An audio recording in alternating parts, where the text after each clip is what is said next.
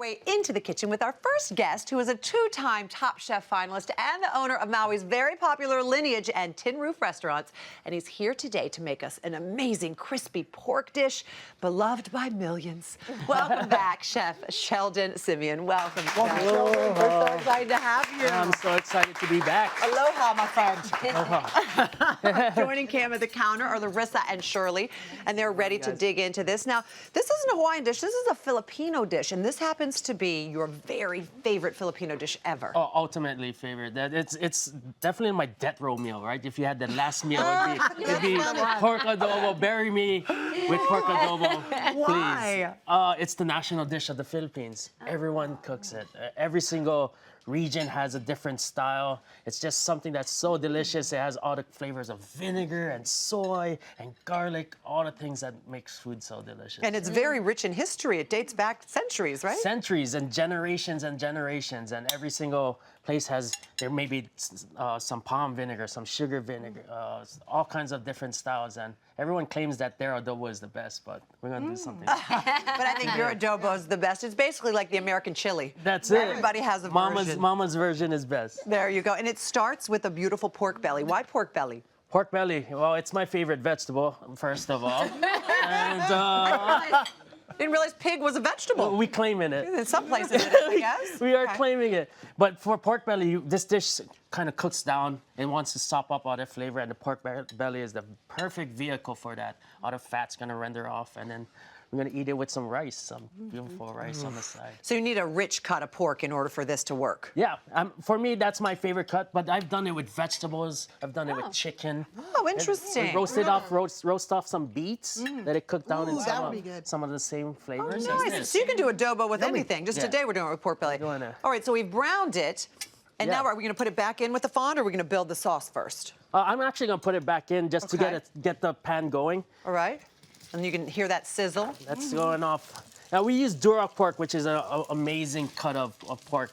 Kind of like how pork used to taste back in the days, right? What was it it's called? Duroc pork. Duroc. Known for its marbling, known for its clean flavor.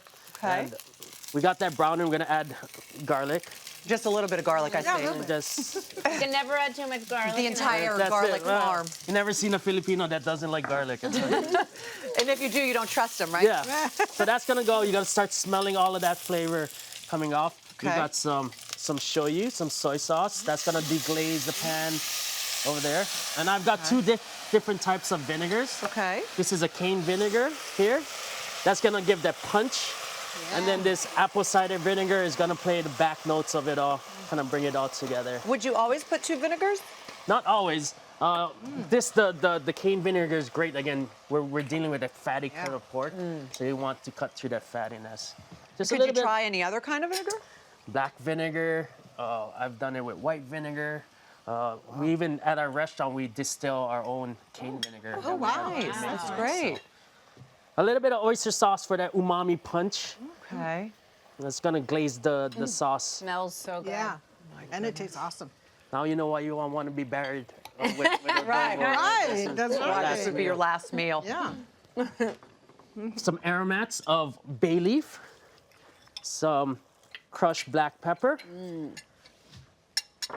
And then you let it simmer. We're gonna let that simmer all the way down to it's nice and tender. And it becomes a glaze. It becomes this amazing glaze. For how long would we keep that on the stove? Something like that's gonna take about 30 to 40 minutes. Okay. 4 or 5 beers. Is that all it's going to take? So here's our swap out right there. There it Let's is. see what that looks like. And you guys already got it. We got it. Yes. So delicious. Very and good. I understand your kids love to help you out a little bit in the kitchen. Yeah, my kids, we cook together, and that's the way I grew up. I cooked alongside with my dad, and now my kids are doing the same. My oldest daughter, Chloe, has taken a knack for it. Oh, well, what's a family affair? It really is. There it is. I feel like everything happens in the kitchen and families. Oh, there's Chloe right there. So, and then you serve it over a beautiful bed of steamed rice, which is an art into itself, by the way, I just might add. The hugest responsibility for a kid growing up in Hawaii was to cook rice. Wow. Yeah, I mean, I don't think people realize that steamed rice can really go wrong. People think, oh, rice is easy, yeah. but it's not. Texture. It's tricky unless you know, obviously you got a rice cooker, but if you're making it in a pot on the stove, it's hard. I mean, I've Yeah. brewed rice many a time. Yeah, Sheldon got in big trouble as a I kid. can hear, I can hear my mom screaming my name when I didn't turn the pot on. Get in here. I love Maui, and I was just going to say they have some of the best food, and I'm so happy you're here today. It's so good. Yeah. And we're taking my new restaurant's taking it back to the food that we grew up eating at home, and we're celebrating that. So, you want a taste of Hawaii? And you serve this at the new we restaurant, do. don't We you? do serve pork adobo there. I got to tell you, watching you make it, you make Okay. it seem so simple to make, but it literally is so extravagant and just bursting with flavor. It's amazing how the simplicity translates into something so sophisticated. I think those are the best recipes when you can take something simple. It's all done in one pot, and Right. it makes you feel this type of way inside when you're eating it. That's the best. Now, Right. we said that everybody has their best adobo. What does your dad think of your adobo? Is it better than his? I think I brought it back full circle. I went back. Good answer. Yeah. A little tap dancing around that answer. Go ahead, Dad. Have a bite. Super yummy.